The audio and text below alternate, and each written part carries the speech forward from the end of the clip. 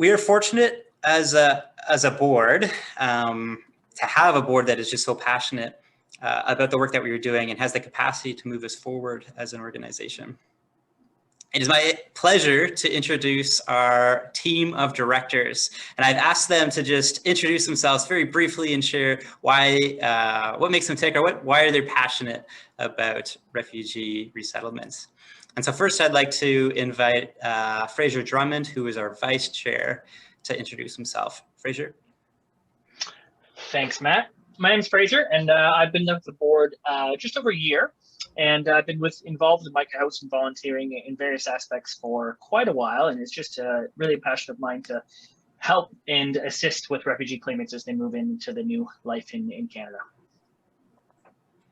Thank you, Fraser. Next, I'd like to invite Richard Van Igman, who is the secretary of the board. Good evening, everyone. My name is Richard Van Igman. I've served on the board since June of 2019. And I think my own excitement for working with Micah House probably comes from two sources. One, my own grandparents were first-generation immigrants to Canada, and they often shared stories about the challenges of coming here and their gratitude for finding a supportive network of caring people who helped them make their transition and feel at home in their first few months here. And I was also introduced directly to work at Micah House through participation in the Ride for Refuge a number of years ago, and just saw the enthusiasm of this community. And so it's been a privilege for me to work on the board for the last couple of years, and just excited to assist in the work that we do in assisting refugees to Canada in their first months here. Awesome. Thank you, Richard. Next, I'd like to invite Naomi Bula, who is one of our directors and is also the chair of our Development and Recruitment Committee. Thanks everyone for being here tonight. It's amazing to work with newcomers to Canada. Part of my passion for this is that I work for a global development agency where we work with refugees in a number of situations. And so I've learned a lot about the challenges that can face people coming in that way. But the other reason is that I myself lived, I am Canadian, but I lived overseas for 8 years. And for me, coming back to Canada was tough. Getting used to life here again, the culture shock of figuring out how to work in this system. Even as someone who lived here before and who spoke English as a first language, I found it challenging. And so to me, it's exciting to be able to help support and nurture and walk alongside folks in their journey of getting comfortable here in Canada. Thanks, Naomi. Next, I want to introduce Paulina Sanchez, who is our treasurer of the board. Hi, Joel. It's good to be with you today. Well, I'm so happy to be part of the board of Micah House because Micah House is my first home, was my first home here in Canada. I came as a refugee claimant, so I understand how that feels, and I feel happy to be part of this ministry to help the people that suffered the same thing that I suffered. And it's good to give my point of view, the other side of the point of view, and also say to all of them how blessed we are to be here in this country. And I am amazed the way that the community care, and I think there's no other place like Canada. So I am happy to be part of Micah House. Thank you. Thanks, Paulina. And I also want to introduce Heidi Schneider, who is also one of our directors and is the chair of the Communications Committee and the chair of the Bylaw Task Force. Heidi. Hi, everyone. I'm so thankful to be here with you all tonight. I have been a board member for just over a year now and a supporter of Micah House for several years. And I just have a passion for welcoming newcomers. I think I've had so many wonderful interactions with people who are new to our country, and I just kind of want to help as many people as we can in their resettlement journey when they get here. And I love what Micah House does. So, and I'm happy to be here tonight. Thanks, Heidi. And then lastly, not a part of our directors team, and someone who we're all very familiar with is Scott Jones, who is our executive director. Scott, you just want to say hi just so people can see who you are? Yeah, hi, everyone. I'm really, really grateful that you've tuned in tonight. Thank you for that. Thanks, Scott. And thank you, our board of directors, for the ways that you're providing leadership for Micah House. This past year has been one of loss and transition and growth for everyone due to the changes of the lockdown and the global impacts of COVID-19. And this year has, in particular, been difficult for refugees around the world. And so this has impacted the way that Micah House has had to respond. So I just want to, in our first segment, introduce or welcome up Scott, who's going to be sharing a little bit about the ways that Micah House has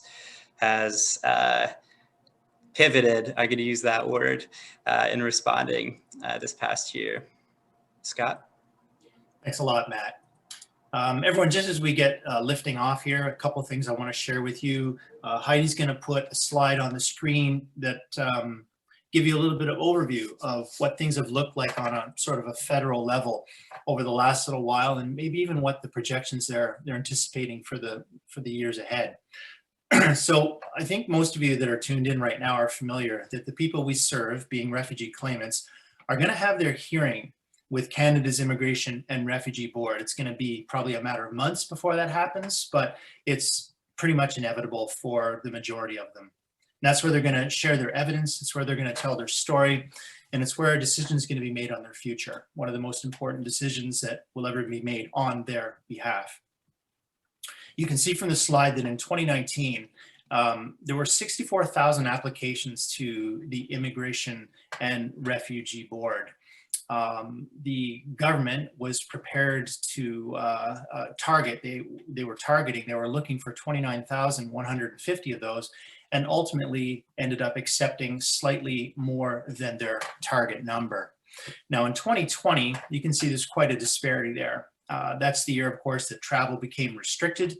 And so there were just 24,000 applications to the Immigration and Refugee Board, which is low, which is very low. And of course, Canada missed their target goal, accepting just over 9,000 of those applications. Now, so far in 2021, we don't have a lot of information. We do know that there was 1,000 applications in January alone. That number is just for January. And it would sort of project or maybe predict that it could be a bit of a slow year. But we'll have to see how things go. The government has set targets for the next 3 years, 36,000 for 2021, 22, and 23. I wish it was double that, but it is as it is. And hopefully with the rolling out of the vaccine and the loosening up of borders, especially as a priority group, as far as we're concerned, they will at least hit those targets of 36,000 people. But we're going to have to see, we're going to have to pick up a little bit of momentum, I think, in order to catch up in 2021. But here's hoping that we do. So obviously, as you can see from the numbers on 2020, arrivals have been impacted by the onset of COVID-19. And we've seen the effect of that slowly trickle down to us in Micah House, there's no doubt. Now, friends, we're confident that each person that we're privileged to serve is the result of God's grace. You know, He's brought them to us. And last year, we did have a total of 52 people in residence. And that is not the smallest year we've ever had. We've had years where we've had 48, 49 people in residence. So 52 becomes a number that seems acceptable and decent, and we're grateful for it. And we're hopeful that we've impacted those lives even significantly. Now, to the point of COVID, of course, like you at work, at church, you know, in your, sometimes even, you know, wherever those places that you were used to going, everyone's had to make some sort of adaptation to the environment. We'll say this, it was an unplanned blessing that as COVID grew, our occupancy at Micah House began to sort of scale down proportionately. And I'd even suggest that we came to some sort of natural equilibrium between carrying out our mission to welcome people, to welcome newly arrived refugee claimants in Hamilton, and balancing what the virus was dictating we could handle. I think you know, just being transparent, a full house would have probably made me a little bit nervous. And perhaps our board of directors, our other residents, and our staff, our volunteers, I think a full house would not have been the appropriate response. And so we were asking questions around that. With the onset of COVID, you know, what can we do to mitigate or decrease the potential for it to appear at 205 Holton, or even just eliminate it altogether, doing the best that we can? And what would we do if COVID would show up at Holton Avenue? We've got sister ministries across Ontario and across, like peer ministries across the country where COVID did show up. So, you know, what can we learn from them? They were trying their hardest as well. So what happened when it hit them? What can we learn? And how much would it cost us? We needed to, you know, look at that in terms of a budget line now. How much is it going to cost us to bring in the PPE and to quarantine people and all that's involved in putting people first? Well, after lots of discussion and prayer, we landed on a few practices. First of all, you can imagine really no more visitors, no more volunteer groups. Now, that's hard because we appreciate collaboration, we appreciate network, we appreciate participation with people meeting one another. That's what we're about. And it's hard to sort of remove that from our equation. Now, some of you might know, and I think most of you do, that the bulk of our volunteers, we've got a wide variety of things people do, but the bulk of our volunteers prepare, deliver, and share a dinner meal at Micah House 5 nights a week, all month long. Monday to Friday, meals are being brought in and shared with those that have prepared them with our residents. But an unexpected and wonderful thing happened with those meal host teams. See, we sort of thought that they would start to back away. We thought that they would sort of say, look, you know, under these conditions, I think we better just take a break from this and so forth. And even if they did, they were always conscientious of providing. And in fact, quite the opposite happened from having volunteers back away. We actually began to see more and more people raising their hand, more and more people volunteering for that role as meal hosts. And we actually have a small waiting list of people that want to step into that role. Those who are already in that position and those who came into that position have found creative ways to deliver their meals, prepare their home cooked meals without entering the house. Some have sent along finances so that we can buy grocery and the residents can prepare on their own. Either way, I know from my conversations with a lot of the team people that they're very much looking forward to the time when they can get in there and they can share with people. And I think that'll start to happen as the weather warms up. We've already had one sort of backyard barbecue last Saturday, and hopefully we'll see more and more of those as people can sort of keep that social distance and be cautious and still enjoy one another. So we're grateful that we're coming into this new season. The second thing was that I alluded to, that we feel that operating at about 50% capacity is manageable and smart. Our normal complement is 12 people or more, and we just felt that that was too many. It just didn't feel like the right call. Now, as it happens, referrals are down, and referrals, they have been down and they're still down. They're much slower than they used to be, but we haven't had to turn anyone away. We still have a little bit of room. Right now in the house, we've got 4 residents and Fiona, our site manager. So they're in the house and we've got a little bit more space. We'd be willing to take a small family or maybe a couple more individuals, but that's where we feel most comfortable. And that seems to be the practice of a lot of our peer agencies across Ontario that I've been in contact with. Now, a couple of people that I just want to make mention of because they've played important roles throughout this season. And first of all, it's actually the city of Hamilton. They've always been really, really good with the ministry at Micah House, but they bought us hundreds of dollars in cleaning supply. They bought us a high-end HEPA air filter and a hand washing station. They also bought us some of those plexiglass separators that we're going to have in our new office, and we might even start using them in the eating areas if we feel that we should. And we have one of those thermometers, that infrared thermometers that Helen loves using so much. So the city's been really great to support us and come alongside us. And in addition to that, they've been very supportive by putting potential Micah House residents in quarantine at local hotels at their own expense. And so, of course, they do that.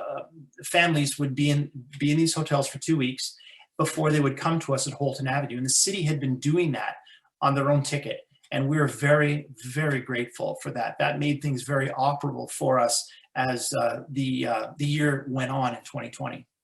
The United Way, I'd also like to mention, as well as the Refuge Health Clinic, all in partnership, have provided us with boxes and boxes of PPE, and we're extremely grateful for that. We're well set up.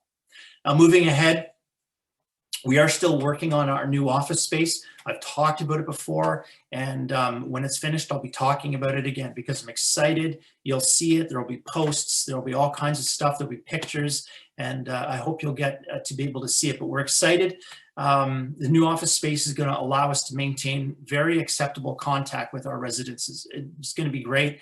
And yet it's still going to give us a new and added layer of separation that we can just help us to be cautious with. So it's going to be very, very nice. The office, you know, the progress on it had slowed a little bit through the winter, but it's really picked up momentum in part because the weather has made that possible. And we will finish it soon and as soon as resources allow. Now, as the final word on our response to this whole virus stuff right now, I mean, I'm happy to have your questions toward the end of our meeting tonight, but I would ask you to simply continue praying. That's really the very best thing that you can do. Pray for our safety, pray for our protection, our health, and our wisdom, and pray that those who are looking for a place like Micah House, pray that those who need us will safely find us so that we can come alongside them at this vulnerable part in their lives. I want to switch gears a little bit. I want to address some of the programming and in particular the Refugee Hearing Program. Some of you are already aware of this program because, again, I've been talking about it, writing about it, posting about it for a few months now. It's been about at least about a year in the planning, and the update is that things are going well with the Refugee Hearing Program. We often refer to it as the RHP, the Refugee Hearing Program. So it's an online virtual program, and it simulates a hearing with the Immigration and Refugee Board. And so a participant, a refugee claimant, would present to us an application, and we would schedule them for a 3-hour interview with a team of experts then who will administer questions to them about their claim, their identity, and their supporting materials. The goal, of course, is to make our simulation as close to the real thing as we can to help prepare people emotionally, help prepare people mentally, we don't give any legal advice, but it's a really, really great dry run for our participants. Now, the pilot started last September, but I would almost suggest to you that it really got underway very late in December because there was a lot of moving pieces that we had to get in place. This pilot is actually going to be wrapping up soon. We're still in the pilot phase. The next step is coming up within actually a couple of weeks is that we will be evaluated by the Law Society of Ontario. The Law Society of Ontario is the group that's overseeing the Refugee Hearing Program. And if all goes well, according to this evaluation, they might hopefully continue to fund the program. But whether they decide to or not, it's our intent to keep the program going because it's been going well. We have over a dozen volunteers who administer these simulation hearings 1 to 3 times a week. And we want to bring that up to 5 or 6 times a week. And we want to do that sooner than later. We've held 35 simulations since Christmas time. And we've got a new cohort of volunteers who are queuing up for their training so that we'll be able to expand and get to that 5 or 6 hearings per week. The training is not quick. It takes about a month or more. The next cohort, the first cohort is really just finished and they're taking their full roles now. But the second cohort will be about another month or more before they're finished, but that'll help us to really pick up the pace. Now, the Refugee Hearing Program began as a reaction to need locally and elsewhere, but the plan was only really that we would be offering in Hamilton. But since our launch, we have been asked by the Refugee Law Society to expand and to include all of Ontario. The only exception is the GTA. So the GTA has an established, it's been years in development. They've got an established expression of the Refugee Hearing Program, and so everyone is separated into either the GTA or the rest of Ontario, and we oversee the rest of Ontario. So we've had applicants from Hamilton, Sudbury, Windsor, Oshawa, Belleville, Thunder Bay, and more. In fact, we even had two different applicants go through the program that were both from Edmonton. And I'm not even quite sure, we've got follow-up questionnaires for them that I'll have to look at, but I'm not even quite sure how they got wind of the program, but it's exciting that they did. And in fact, I believe they had successful hearings. So really, really excited when we get that kind of feedback. The other participant feedback really bears out everything that we hoped and prayed for. Many people who have gone through the simulation have been extremely complimentary and are giving us a lot of energy and enthusiasm as we go forward, and good feedback too. We're getting really good critical feedback about where we can pick up our game a little bit, how we can polish, and how we can improve. So I'm really glad that people are being honest with us as we are being honest with them. Now, right now, we're piggybacking on some of the resources that the Toronto Refugee Hearing Program is providing, but eventually we will develop our own resources and materials with all the necessary details posted on our website. Now, as I draw this part a little bit more to a close, you know what? If you have not checked out our new website, then I really think that you should, okay? We launched it last year and I think it's catching on. There's definitely been a measurable increase in traffic. Naomi and Heidi, board members that you met just a few moments ago, worked really hard on that website. And I think that the result is something really special. It's a really fluid, dynamic website, and there's a lot of information there. You know, it sports our new logo, an online journal or a blog, information about how we operate, places to explore for volunteering with Micah House, and more. So in summary, we've had a full and active year. Despite the adjustments required by the onset of COVID-19, the Lord has blessed us with safety and health, with financial resources, with prayer resources, an expanding volunteer roster, an expanding facility, supportive neighbors, which is so important and so welcome, and a hardworking, dedicated, and energized board of directors for which I am very, very grateful. And friends, the Lord has also blessed us with you. So I've said this before, and I'll say it again, but it is no exaggeration to suggest that your support, your encouragement, your partnership has saved lives. And I, for one, am deeply grateful for that. And I know that others are. And I'm so thankful for this community. Now, I'm not the only one who's grateful. In fact, I've got a friend on here with us tonight. His name's Mutaz. Mutaz has been with us at Micah House. And I'm just going to have a little moment to go back and forth with him. And Mutaz is just ready and available to say hello to you guys, but hopefully our conversation will be something a little bit exciting and enlightening for you to hear from the mouth of someone who's experienced our ministry. So Mutaz, I have my screen set up in a certain way. I can't really see you, which is fine, but are you there? Yes, I am. I'm here.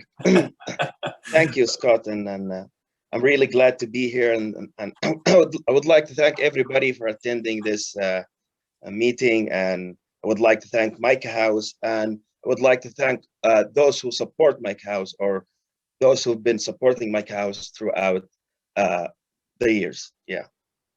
Thanks, Mutaz. You know, it's really great of you to do this. I know you're a busy guy, and maybe we'll get to that in our conversation, because I want people, you know, they haven't really met you necessarily. I dare say they haven't. They're meeting you now, but you're a busy guy, and that's probably going to come out. But let's just start at the beginning, Mutaz. When did you arrive at Micah House? Yes, I arrived at Micah House, to be exact, in March 2017. And I was introduced to Micah House through one of my friends who is Sudanese as well. And he used to be a Micah House guest as well. He stayed in Micah House. And that was in the 2017. And since the first moment I arrived to Micah House, I was welcomed by people. I felt warm, although the weather was really freezing. And at that time, there was a lot of people who actually welcomed me. Sarah and Matt. I remember them at that night, and I met a lot of amazing people since the first day I arrived to Micah House. Well, that's awesome. I take it. I was going to ask you what was your first impression of Micah House. I think you've kind of maybe unpacked a little bit of that already. But is there any particular, memory, something that you thought was something that still stands out to you in particular about those first days? Of course, the safety. I would say the safety. I felt safe because being a political activist from a country like Sudan and being persecuted by the government, and when you get to a point where you have to flee your country and you go to another country you don't know anything about, except that it's a country of generosity and welcoming, but you still have these doubts, even though when after you arrive there. But since the first moment I arrived at Micah House, I felt that I was really safe, and everybody was smiling, and I felt home. And by the end of my duration at Micah House, at some point I didn't want actually to leave the Micah House, but I had to leave. So a lot of great memories actually in Micah House. Oh, Mutaz, that's awesome. So what are you doing now?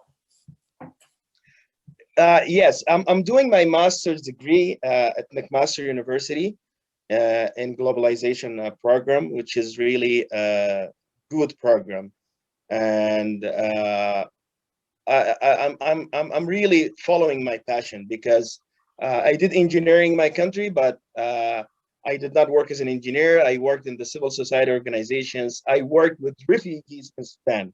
As a Sudanese people, I worked with Sudanese refugees who had to flee their countries in Darfur and their villages in Darfur because of the war, because of the conflict.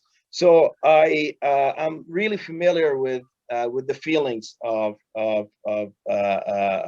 refugees. So I'm enjoying doing the program, and the program actually introduces me to a lot of issues around the globe, including refugee crisis. And I've done a research 2 weeks ago about refugees and migration issues as well. So I am I'm doing this study related to what Micah House is actually doing. Yeah, it's amazing, Mutaz, and I know how busy you are because I'll fill in this for the people that are watching tonight. Mutaz is also someone who has made himself, who's offered himself as a volunteer for interpretation for the refugee hearing program. So when we have that need, we can call on Mutaz, and he's always willing, but he's not always able because he's a very, very busy guy.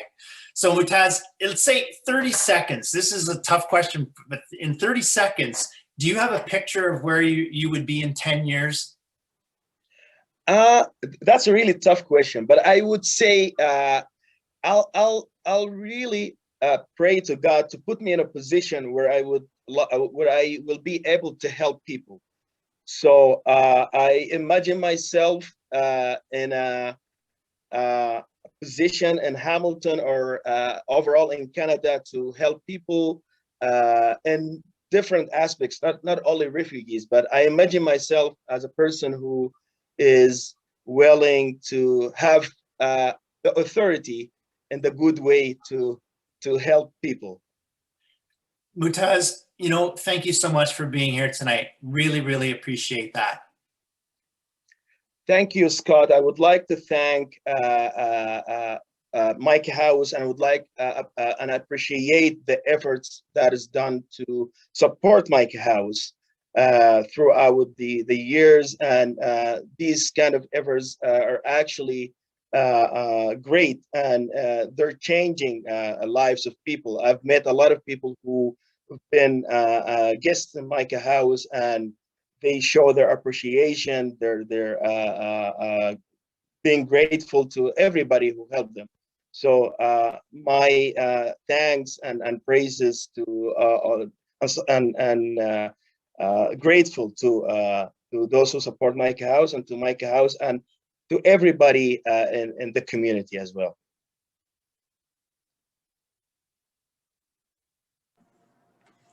Well, thank you so much, Motaz, for sharing your story and kind of bringing us along on your journey for those who don't know you or haven't met you yet. I have had the privilege of being your friend, and my first, I think, contact with Micah House, you were one of the first people that I met.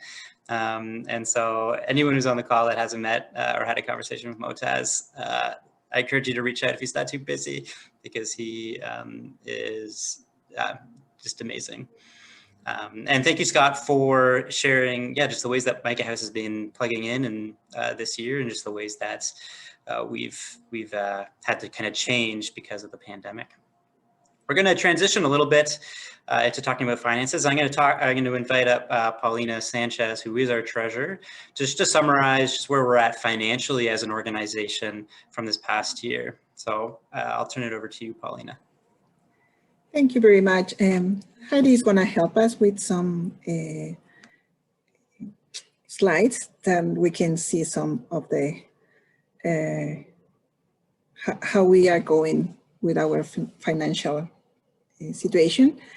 Well, first I want to thank you, all of you, because it has been a difficult year. All the world is struggling with the COVID-19 pandemic. But we have seen the mercy and grace of God, and we have seen how blessed we are with the support of all of you. Can you go down, please? Yeah, I found this verse when I was reading, and something that Jesus said, that it is more blessed to give than to receive. And we have seen so many people that have given a lot this year, and in a year that many companies, organizations had to close because of the struggle, the financial struggle, and many organizations had to be short their budgets and everything because it was hard. We have been blessed with a lot of your support. Like Scott said, it's not only money, it's hours, it's praying, it's time, everything. We have been blessed gratefully. And I want to show you next slide, please. I want to make a comparison with 2019 and 2020. Considering that 2020 for many was a difficult year, for us was a blessed year. Our income increased, our expenses went down, and we were struggling with a loss, and we, in this time, we have a profit. Well, it's not like a profit, it's something, it's an extra money that now we are applying in this year.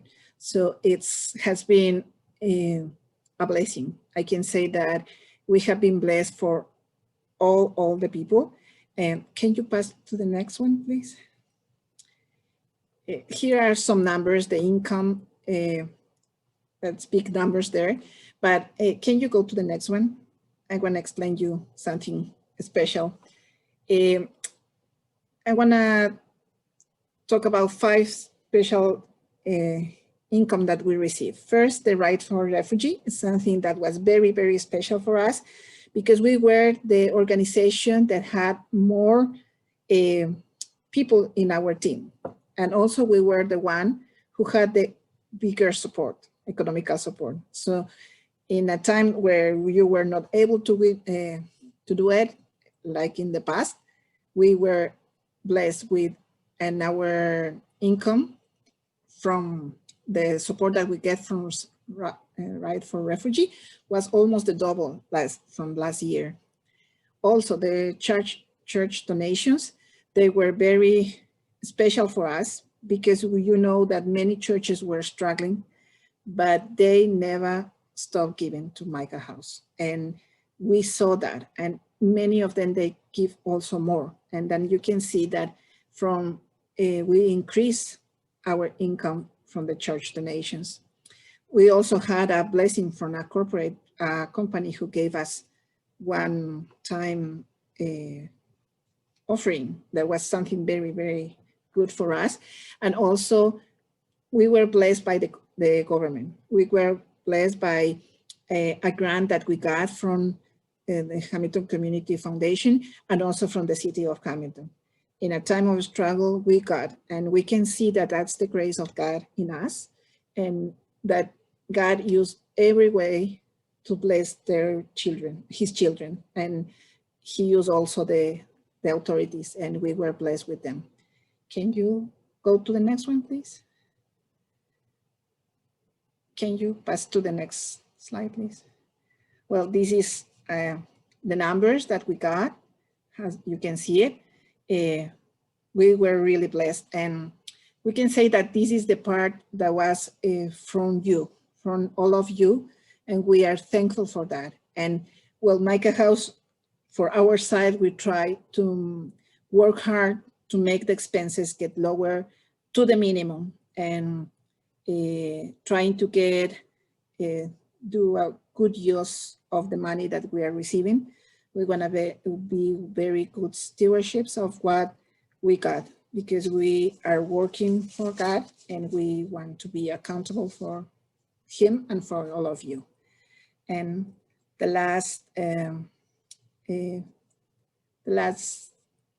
you pass the next? That's why is our thank you. We have not stopped giving thanks for you and remember you in our prayers, because we are blessed by you, but all of you, all the community, all our supporters. And now that you take your time to hear us, that's also a blessing for us. And that's the last one. It's a thank you very much. And I like this picture because here is my family. That's when we were in Micah House 10 years ago. And when I hear that question that Scott said to, I cannot remember, to Mutaz, I think when I was there, yeah, I was dreaming to help in the way that I can, and I'm happy to be here, giving back to Micah House what I received with some of the things that I have learned in the past, and I can be helpful for all of you. And thank you very much for your support. You are a blessing for us. Thank you. Thank you so much, Paulina. If you have any question and if you need any information, extra information about the numbers, you can contact us and we can be very happy to answer you or send you information if you need it. Thank you. Mm-hmm. Yeah, and if you do have any questions at any point during the evening, you can put them in the chat and we will get to them at the end. But yeah, thank you so much, Paulina, for just painting that story of the fact that we hit a very financial kind of up in the air times with COVID-19, and our community, you really invested and continue to invest, and which allowed us to be in the strong financial position that we are currently in. So thank you so much. The work of Micah House is truly a community effort, which we are kind of gathering from this evening. And each one of us plays a part in the resettlement process or the resettlement journey for newly arrived refugee claimants.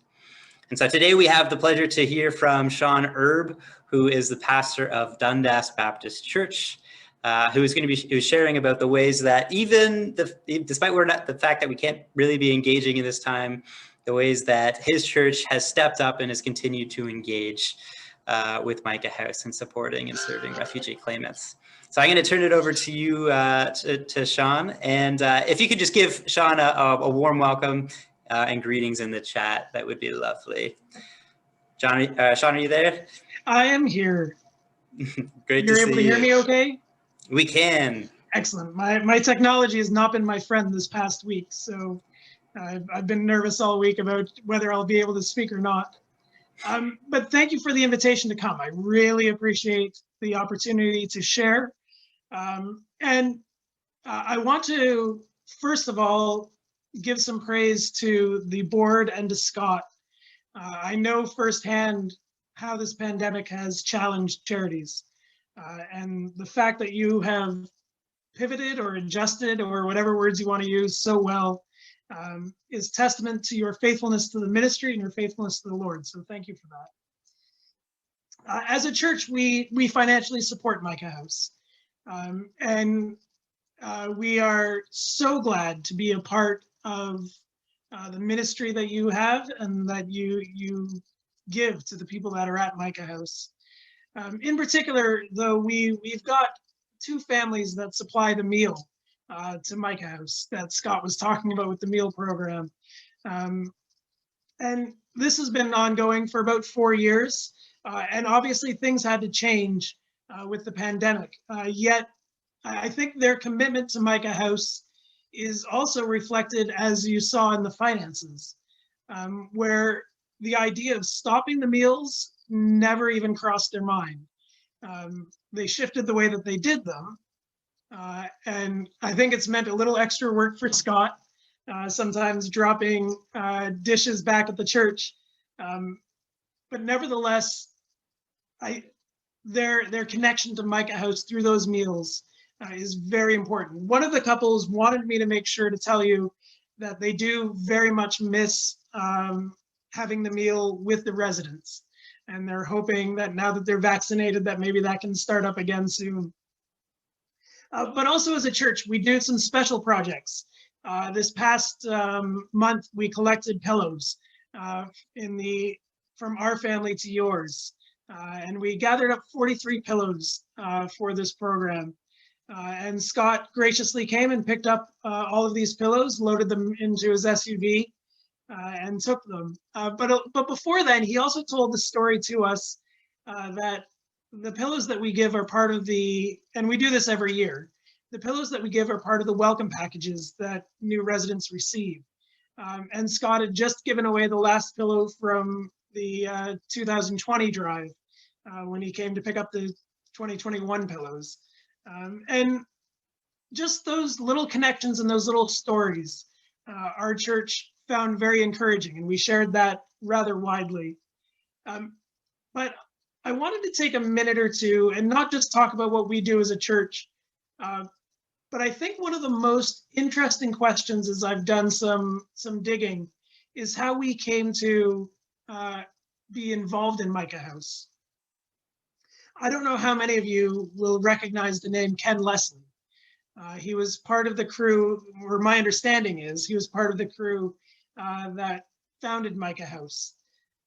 And Ken and his wife, Margaret, toward the end of Ken's life, settled in Dundas, which were Dundas Baptist Church, and well, I say they started coming to the church, but my understanding is that Ken was never well enough to attend a service. And then when Ken was called home, our church had the honor of hosting his service. But Ken's wife, Margaret, was part of our church for a number of years after that. And she very quickly, if you've ever met Margaret, she is bright and a house of fire and lovely. But she very quickly got to work. And she told the story of Ken's involvement in Micah House again and again and again. She talked with our missions committee. She gathered friends. She ran events to promote and raise awareness and funds for Micah House through the congregation. Anytime there was an opportunity, she suggested bringing Scott to share at services about what Micah House was doing and how we could be involved as the church. And I can attest to this personally. When they called me as pastor about 8 years ago, the day I started, the Sunday I started, we had a coffee time afterwards with some cake, and she cornered me to tell me about Micah House. And it wasn't simply that she's proud of her husband's involvement. She's proud of Micah House. And there's this incredible transition that the church went through. And I personally went through as well, where we started to get involved with Micah House because we love Margaret. But as we learned more about Micah House, we fell in love with the ministry there. Again, I never got to know Ken, and I'm the poorer for it. But I know of him through Micah House, through a little bit of what Scott has been able to share. And I know of him through our love for the same ministry. And so today I just wanted to encourage you that that relationship that you have with your churches or other organizations can be used to increase the ministry of Micah House, to increase the awareness, and to bring other people to love that ministry, just like we've traveled down as well. We certainly believe in the mission of Micah House, and we are glad to be involved in that mission in the small ways that we are. But please remember that it is not just us giving to Micah House, but it's the relationship that we share with Micah House, with the volunteers that go there, as well as through Scott, who I don't have enough time to share how magnificent he is and how much we love him. But he is such a good asset for that ministry, and thank you to Scott as well. So thank you for allowing me to share, and that is what I had prepared. Thank you so much, Sean. Yeah, just for sharing about the ways that your community has been engaging with Micah House over the years, and during this time when we kind of think, oh, there's no ways to engage, but you have embodied that, and your community has embodied that so well. So thank you, and please pass on your thanks to your community. We and your story, the story of your church, Sean, is a story that is common among much of our partners. So I just want to say thank you to all of you in the ways that you're engaging and contributing to the mission of Micah House and welcoming refugees.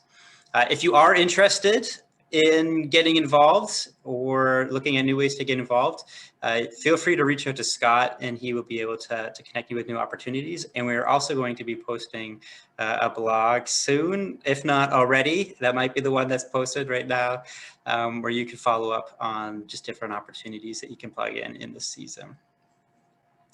So we're about to transition into a time of Q&A and just a time for prayer as a community. But I just wanted to do a quick highlight of some exciting new things that are on the horizon that our board is thinking of. And these are just going to be quick snapshots. But the first is that we're looking at strengthening our board.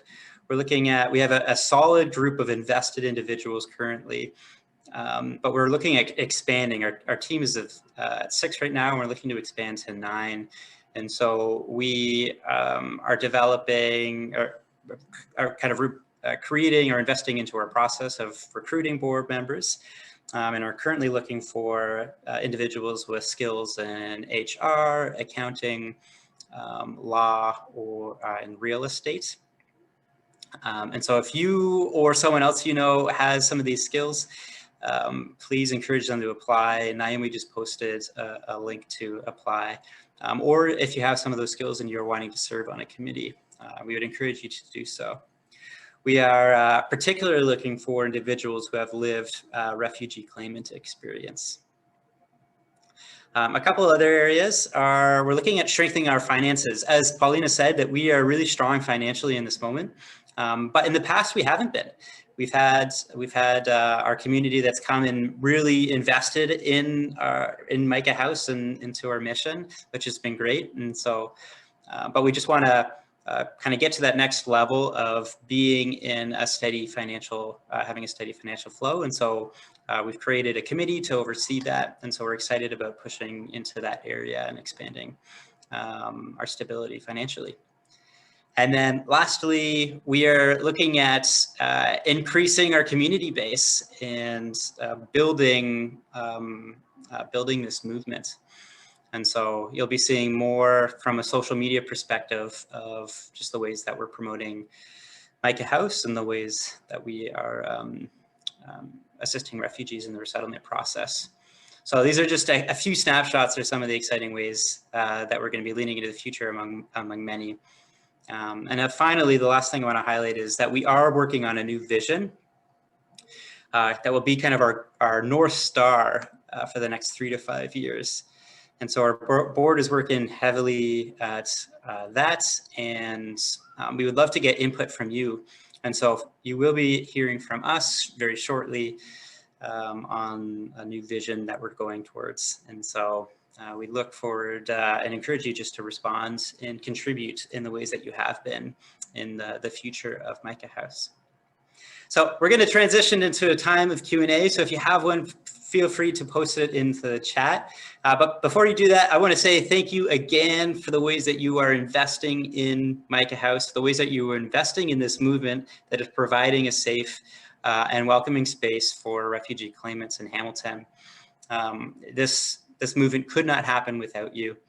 And I particularly want to do a special shout outs. And Sean, you did such a great job to do this, but a shout out to Scott Jones, who is our fearless leader on the ground, who is day in and day out working to continue to move this movement forward. So thank you so much, Scott, for all the work that you are doing. And I just want, if everybody on the call, if you could just put a thank you, Scott, just to show Scott our appreciation for all the work that he continues to invest into Micah House.